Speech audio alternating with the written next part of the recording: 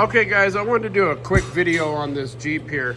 It looks like it is a 99 Jeep Cherokee. It's a 4.0 or a 4.2? What is this?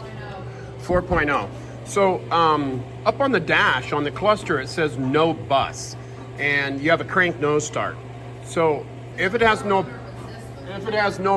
I'm sorry, one second. Oh, if it has no bus up there and it has a crank nose start, you probably have a sensor that's not communicating. So one of the most common is the crank sensor. Unplug the crank sensor and see if that no bus goes away. If it does, replace the crank sensor.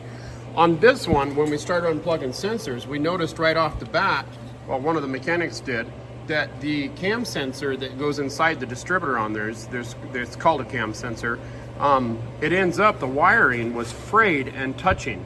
When he unplugged this one, the no bus signal went away.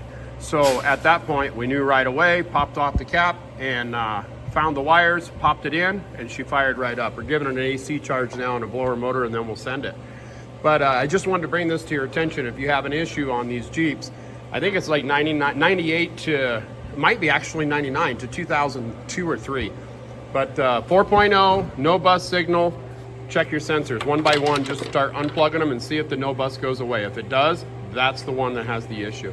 So I hope this video helps you out. Please click like, please click subscribe, click on my name underneath this video for all my other how-to videos. And as always, guys, enjoy.